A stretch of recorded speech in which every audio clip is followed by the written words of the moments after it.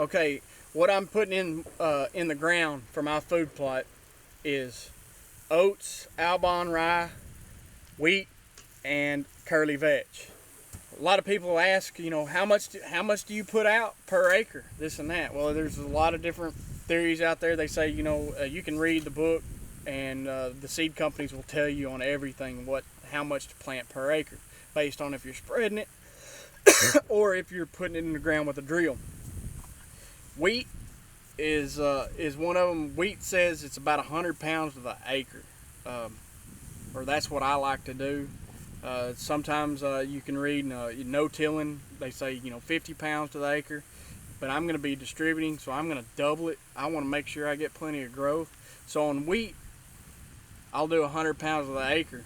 So that's basically what I'm judging everything on. Even though I've got it all mixed, I'm just going to put 100 pounds to the acre. So I've got 2 acres here that we're going to do. I've got roughly 200 pounds, maybe just a little bit more. Not all of it's going to come up good. Some birds are going to get some of it. I just want to make sure. I don't want to have to come back and do it again. I want to know that something's growing. So I'm going to put more on it than I need. Small acreage, you can afford to do that, but the way to do it is to read the books, read what they tell you how much to put out there. And I always just do a little bit more. I think everybody does. Now everybody also says, well, why mix it up? Why not just plant oats? Why not just plant wheat? Why not just plant one rye? You can. The problem is, and the things you might run into, is that each one of them has a different growth rate. Each one of them has a different palatability at different times of the season. Each one of them may have a harder time in the type of soil that you're planting in, or the season might not be a great season. You might have a dry winter, or you might have a wet winter, and one of the things is not going to grow. Wheat, it likes it a little bit more dry.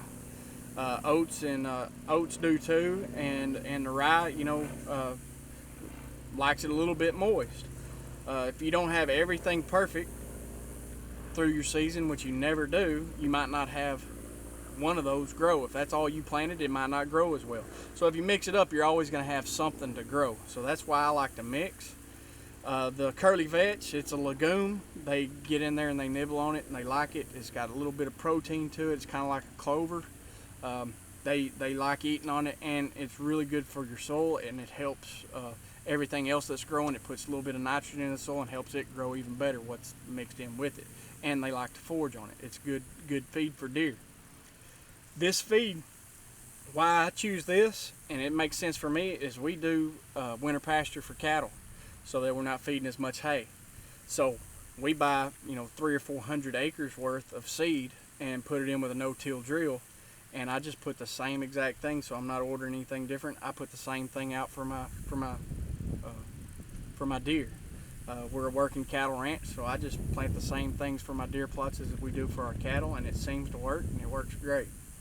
Also, another reason that you want to, in my opinion, which doesn't mean much, one reason that you want to mix it up is it's just like going to the buffet in Vegas. You don't want to go and just eat. You got all kinds of variety. Why eat just one thing? Deer are the same way. They're going to want a little bit of mixture. They get to eat on a little bit of everything instead of just one thing. So it gives them a little more variety. Plus, it's more palatable at different times of the season. So you've always got something in there for them to eat and them to travel through for.